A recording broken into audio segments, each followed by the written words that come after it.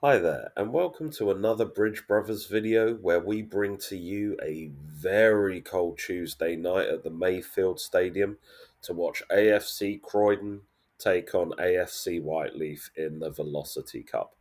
Now, for those of us unaware of the Velocity Cup, it's essentially the League Cup for the Isthmian League, and I guess it's sponsored by something or someone around the name of Velocity. But I digress. So, how did the game go this time? So, Croydon started incredibly strong, which is very rare for Croydon because usually the joke in the stands is we wait till the second half to do anything.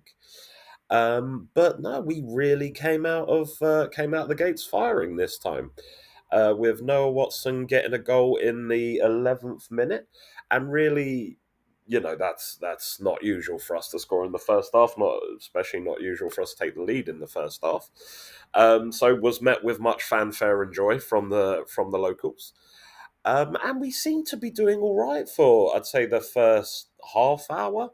While Herne did have a lot of good opportunities, Croydon seemed to be handling the pressure a little bit better than we did against Herne Bay in our previous home outing. However, it didn't take too long for the opposition to bring something back to the table. With Helg Orome, I believe the name is. Apologies if that's pronounced wrong. Equalising in the 33rd minute. And that really concluded the first half. It was sort of honours even. I think it was fair to say, sort of possession wise, attempts wise, it was all fair and even across the entirety of the first half. Then the second half, kind of, Croydon seemed just to lose momentum, really, for want of a better term. There was a lot more pressure on us, and again, when we did have the opportunities to, push ahead or get a goal in, we're really just not taking those chances in the final third, and we're leaving too much space in those presses for the oppositions to always go on a break.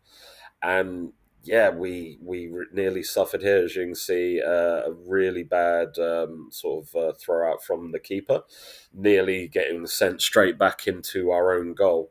And again, I think we said this in the last video.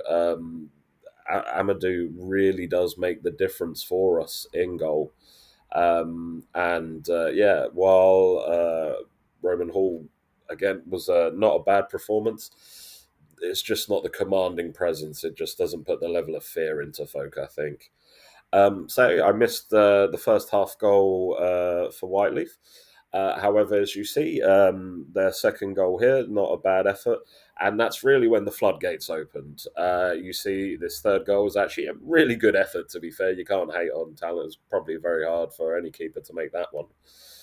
And then Whyteleafe were awarded a very dubious penalty. And I'm sure there's a lot of people who were filming that who have me yelling at the ref on their phone about the how bad the call was and how long it actually took us to or how long it actually took to get around to taking the bloody penalty, really.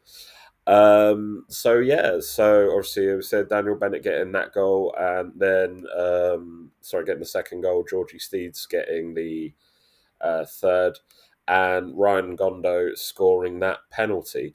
Then long story short, kind of thought nothing would happen there, so stopped filming.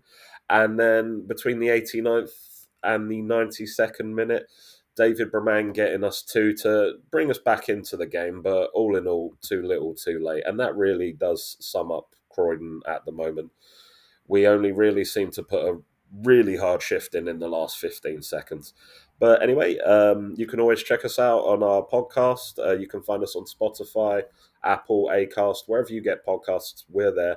Search Bridge Brothers. We're also available on Instagram, YouTube, anywhere, all social medias. Thanks for your time.